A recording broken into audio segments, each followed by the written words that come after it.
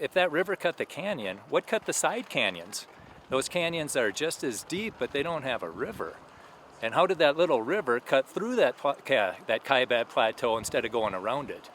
And then why did that river cut down into the hard crystalline basement rock, the Vishnu schist, instead of getting wider at the inner gorge? But we can answer all those questions if we understand the key to Grand Canyon, and that's bulging and cracking 3 times. Okay, and to set the stage for that, we need to understand why it's here and not anywhere else in the world. It's because we're on the Colorado Plateau. And that formed shortly after Noah's flood. This is during the compression phase of the hydroplate theory. The Rocky Mountains rose up, and so you had a big mass on a small base, and so that sunk in, something had to rise up, and that's the Colorado Plateau. And that would be, if that was the Colorado Plateau was a state, it would be the 5th biggest state in the Union. It's right after Montana.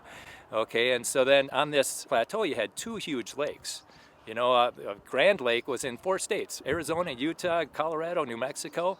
And if you were in Farmington, New Mexico, there's 350 feet of water on top of you. It was 350 feet deep there. If you were in Grand Junction, Colorado, it was 1,100 feet deep there. And if you were in Page, Arizona, it was 1,400 feet deep. And those Echo Cliffs or Vermilion Cliffs, they're 2,000 feet high. Well, those cliffs used to be connected at one time, and they were holding back this huge Grand Lake, and once that went over the top, there was no stopping it.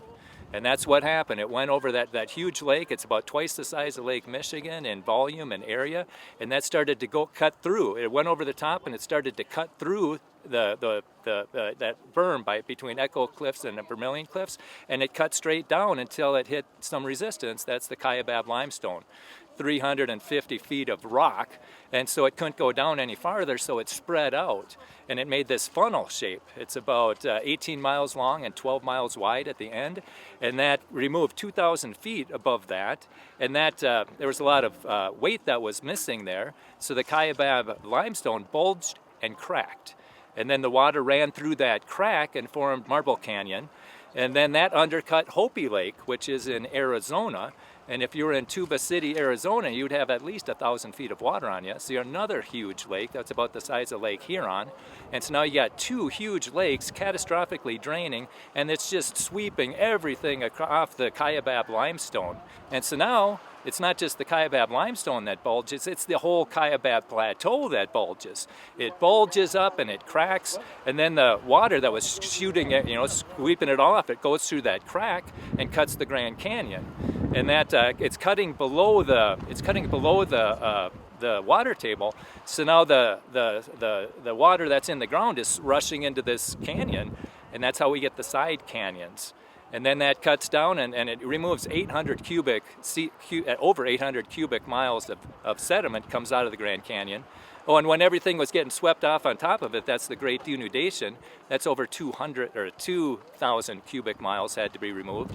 And so now the water's gushing through, it removes 800 cubic miles from the Grand Canyon, and now there's nothing pushing down on the basement rock. So the basement rock bulges and cracks, and then the water goes through the inner gorge.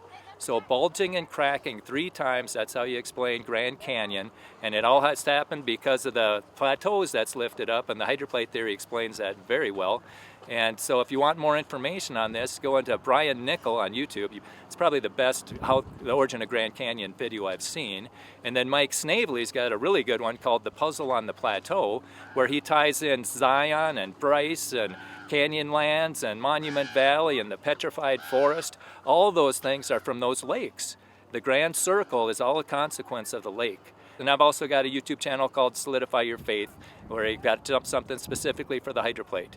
So for this is just a small piece of the hydroplate. And I encourage you to get all the information, and then so you can make an informed decision. So thank you so much, and hopefully this makes sense to you. Have a blessed day.